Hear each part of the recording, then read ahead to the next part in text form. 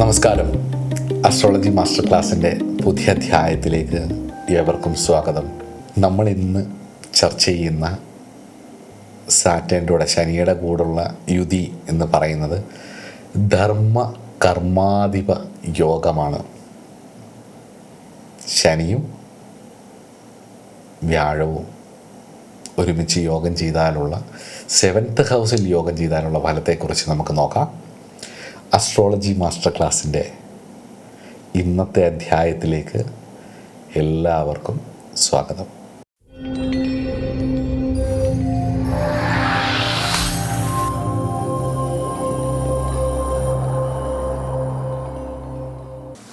വികാസത്തിൻ്റെ ഗ്രഹമാണ് വ്യാഴം എന്ന് പറയുന്നത്. ബൃഹസ്പതി വിരിയുന്നതാണ്. എത്രത്തോളം വിരിയാവോ അത്രത്തോളം വിരിയും. അതാണ് ജ്ഞാനം ഒക്കെ ചിന്തിക്കുന്നത് വ്യാഴത്തെ കൊണ്ടല്ല, ഭാഗ്യം ചിന്തിക്കുന്നത് വ്യാഴത്തെ കൊണ്ടാണ്. ധനം ചിന്തിക്കുന്നത്, അഭൗമമായിട്ടുള്ള ധനം ചിന്തിക്കുന്നത് വ്യാഴത്തെ കൊണ്ടാണ്. ഈ വ്യാഴത്തിൻ്റെ ഒരു പ്രത്യേകത ഏതാണ്? വ്യാഴം നല്ലതാണെങ്കിൽ നല്ല രീതിയിൽ വിരിയും, മോശമാണെന്നുണ്ടെങ്കിൽ മോശം രീതിയിൽ വിരിയും. മനസ്സിലാവുന്നുണ്ടോ ഞാൻ പറയുന്നത്? അപ്പം വികാസത്തിൻ്റെ ഗ്രഹമായ വ്യാഴവും ചുരുക്കലിൻ്റെ ഗ്രഹമായിട്ടുള്ള ശനിയും വളരെ പതുക്കെ കോൾഡ് പ്ലാനറ്റാണ്.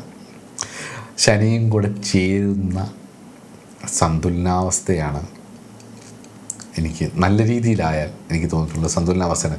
സ്പിരിച്വൽ യോഗം. അത്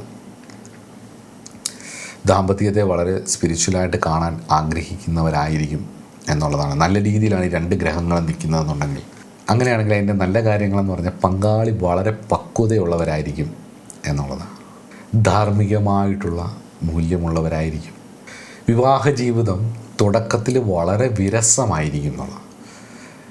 ഒരാൾക്ക് ചിലപ്പം അവരുടെ പാർട്ട്ണറിനൊക്കെ ചിലപ്പോൾ ഒരുപാട് ശുക്രനുമായിട്ട് ബന്ധമുള്ളതുപോലെ കുറേ റൊമാൻറ്റിക്കായിട്ടൊക്കെ ചിന്തിക്കുക, പക്ഷേ ഭയങ്കര വിരസമായിരിക്കും തുടക്കം. പക്ഷേ ആ റിയാലിറ്റിയിലേക്കൊക്കെ വരണമെങ്കിൽ ഒരു 10-12 വർഷം എടുക്കും. 10-12 വർഷമൊക്കെ കഴിയുമ്പം ഹൈലി സക്സസ്ഫുള്ളായിട്ടുള്ളൊരു പാർട്ട്നേഴ്സായി മാറും. വളരെ സ്വസ്ഥമായിരിക്കും. അവർ ധാർമ്മിക മൂല്യങ്ങൾ അവർക്കുണ്ടാകും. അവർ വളരെ മെച്യൂർഡ് ആവും എന്നൊക്കെ നമ്മൾ പറയില്ലേ, അങ്ങനെയാവും എന്നുള്ളതാണ്. അപ്പം കാലക്രമേണ അത് ബഹുമാനത്തിലേക്കും അല്ലെങ്കിൽ ബഹുമാന അധിഷ്ഠിതമായിട്ടുള്ളൊരു ദാമ്പത്യ ജീവിതത്തിലേക്ക് മാറുകയും ചെയ്യും. വളരെ സീരിയസ് ആയിരിക്കും എന്നുള്ളതാണ്. ഇത് തിരിഞ്ഞാൽ, ശനി തിരിഞ്ഞാൽ വ്യാഴവുമായിട്ട് ബന്ധപ്പെട്ടാൽ, വ്യാഴം മോശമാണെങ്കിൽ വിവാഹ ജീവിതം വളരെ കലുഷിതമായിരിക്കും എന്നുള്ളതാണ്. എന്ത് ധാർമ്മികമായിട്ട് ചെയ്തു കൊടുക്കാൻ നോക്കിയാലും ലാസ്റ്റ് അവരുടെ പാർട്ട്ണർ ഒരിക്കലും അക്സെപ്റ്റ് ചെയ്യാതെ അത് ഡിവോഴ്സിലേക്ക് കലാശിക്കും. ഒരു തരത്തിലും ചേർന്ന് പോകാത്ത ഒരവസ്ഥയിലേക്ക് വരും. നിങ്ങളുടെ സ്പിരിച്വൽ ലെവലോ അല്ലെങ്കിൽ നിങ്ങളുടെ ഒരു യുക്തിയുമായിട്ട് അവർക്കൊരു ബന്ധം ഉണ്ടാവില്ല. പറയുകയും ചെയ്യും, ഒട്ടും ധാർമ്മികമില്ലാതെ ചിന്തിക്കുന്നു, എന്തോ അധാർമികമായിട്ടാണ്. കാരണം മടുപ്പ് ഫീൽ ചെയ്യും. അതിങ്ങനെ വികസിച്ചുകൊണ്ടേയിരിക്കും. ഈ രണ്ട് തരത്തിലുള്ളവർ, നന്നായിട്ട് വരുന്നവരും മോശമായിട്ട് വരുന്നവരും ചെയ്യേണ്ടതെന്ന് പറഞ്ഞാൽ ആത്മീയ വളർച്ചയെ ആക്ച്വലി ഇതുകൊണ്ടുള്ള കാർമിക് ഡെപ്റ്റ് സൂചിപ്പിക്കുന്നത്. നിങ്ങളുടെ ലക്ഷ്യം അത് തന്നെയാണ് ഈ ജീവിതത്തിൽ.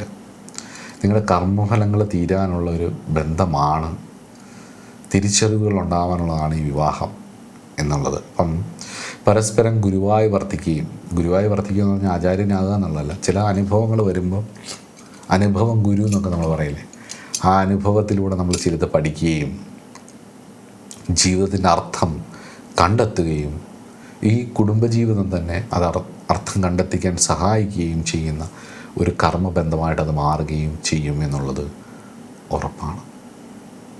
എന്നെ സംബന്ധിച്ചിടത്തോളം ഒരുപാട് നമ്മൾ റെസ്പെക്റ്റ് ചെയ്യുന്ന പലരുടെയും ജാതകത്തിൽ ലഗ്നത്തിൽ ശനിയും വ്യാഴമോ അല്ലെങ്കിൽ 7ൽ ശനിയും വ്യാഴമോ ഒക്കെ ഉള്ളതായിട്ട് കണ്ടിട്ടുണ്ട്. അപ്പോൾ ഈ രണ്ട് ഗ്രഹങ്ങൾക്ക് നല്ല ബലമുള്ളതായിട്ട് പലരുടെയും കണ്ടിട്ടുണ്ട്. അവരൊക്കെ കുടുംബജീവിതത്തിലൊക്കെ നമുക്ക് ഒരുപാട് മാതൃകയാക്കാൻ പറ്റുന്ന, നമ്മൾ ഇന്ന് പറയുന്ന വീട്ടിലെ പ്രശ്നങ്ങൾ, സാമ്പത്തിക പ്രശ്നങ്ങൾ, അല്ലെങ്കിൽ സ്പേസ് കിട്ടുന്നില്ല എന്നൊക്കെ പറയുന്ന എല്ലാ പ്രശ്നങ്ങളെയും, കുട്ടികൾക്ക് അസുഖങ്ങൾ വരുന്നത്, ആ സമയത്ത് കാശില്ലാതെ വരുന്നത്, കുടുംബത്തിലെ ബുദ്ധിമുട്ടുകൾ നിമിത്തമുണ്ടാകുന്ന പ്രശ്നങ്ങൾ, കമ്മിറ്റ്മെൻറ്റുകൾ കാരണം, കുടുംബത്തോടുള്ള കമ്മിറ്റ്മെൻറ്റുകൾ കാരണമുണ്ടാകുന്ന ബുദ്ധിമുട്ടുകൾ, ഇതെല്ലാം കൊണ്ട് പ്രശ്നങ്ങളുണ്ടായവർ തന്നെയാണ് ഇവർ.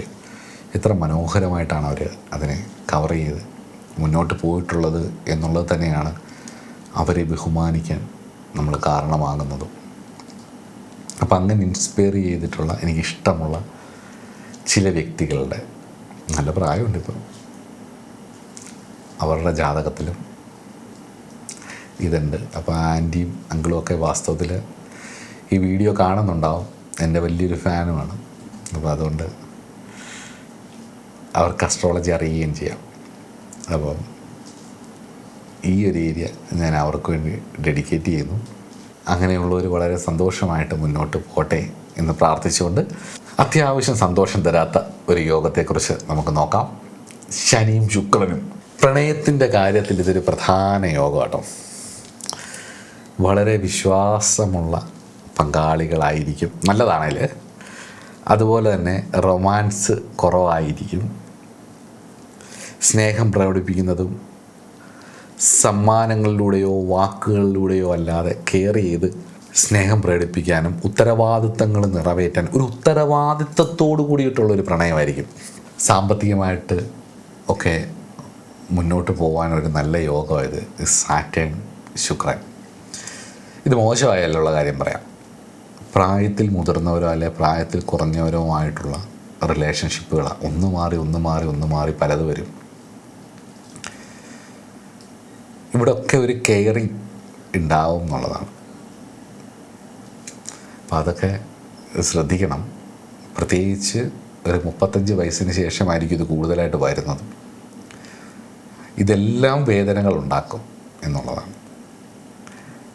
ഒരു ഒറ്റപ്പെടൽ, ഒരു കൂട്ടില്ലായ്മ പോലെ, കൂട്ടില്ലാത്തൊരവസ്ഥ വരുമ്പോഴായിരിക്കും പലപ്പോഴും ശനി ശുക്ര ബന്ധം വരുന്നത്. വാസ്തവത്തിൽ ശനി ശുക്ര ബന്ധം വരുന്നത് തന്നെ ഒരു ഡിറ്റാച്ച്മെൻറ്റ് വരാനുള്ള സാധ്യതയാണ്. അതുപോലെ തന്നെ ഒരു അസ്വാഭാവികതയും വരും എന്നുള്ളതാണ്. അസ്വാഭാവികമായിട്ടുള്ള പ്രണയബന്ധങ്ങൾ.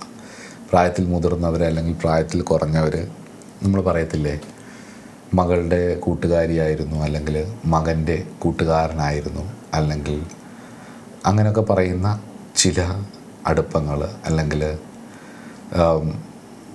അങ്ങനെയൊക്കെ ഉള്ള ഇത് ജാതകത്തിൽ ഞാൻ കണ്ടിട്ടുണ്ട്.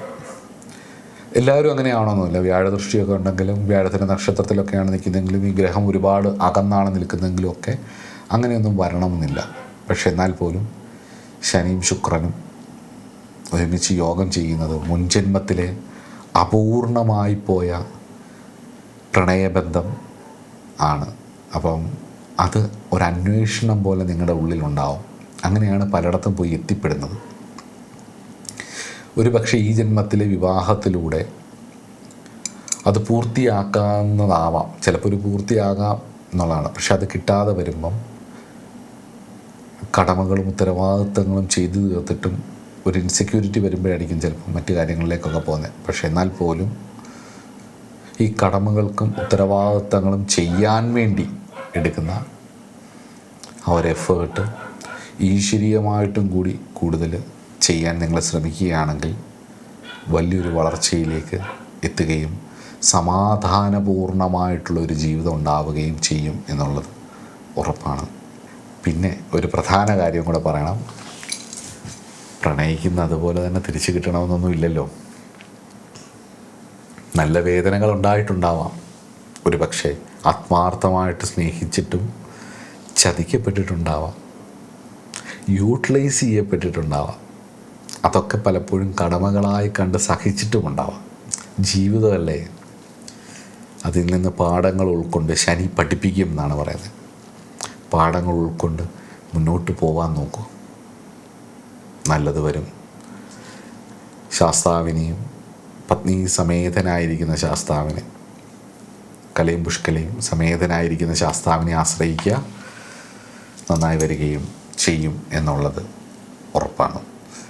അപ്പോൾ അടുത്തത് നമുക്ക് വളരെ രസമുള്ള ഒരു പ്ലാനറ്റാണ്. ഞാൻ അവരെക്കുറിച്ച് ഓൾറെഡി പറഞ്ഞത്. ഇനി ആ വീഡിയോ ചെയ്യണോ എന്നുള്ളതാണ് ഞാൻ നോക്കുന്നത്. എന്നാലും രാഹുകേതുക്കളെക്കുറിച്ചും നമുക്ക് ഒന്ന് പറഞ്ഞങ്ങ് പോവാം. അത് അടുത്ത ക്ലാസ്സിൽ നോക്കാം. അത് മതി. നമസ്കാരം.